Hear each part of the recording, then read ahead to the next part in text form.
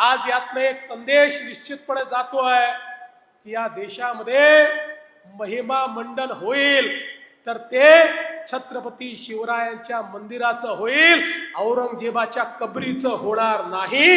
हे देखील या निमित्ताने लक्षात घेतलं पाहिजे। आज हे ठीक आहे, खरं म्हणजे त्या औरंग्याची कबर कशाला हवी, परंतु आपल्याला देखील कल्पना आहे की एएसआयने त्याला 50 वर्षापूर्वी संरक्षित म्हणून अशा प्रकारचं त्या ठिकाणी स्थळ म्हणून घोषित केलेलं आहे आणि म्हणून त्याचं संरक्षण देखील करायची जबाबदारी ही राज्य सरकारवर आणि केंद्र सरकारवर येऊन पडलेली आहे।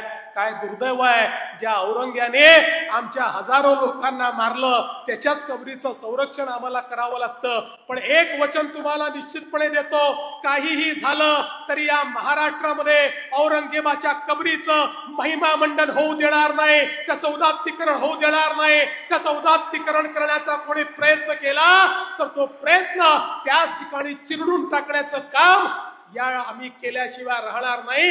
हे वचन छत्रपती शिवरायांच्या या मंदिराच्या समोर आपल्या सर्वांना मी देतो।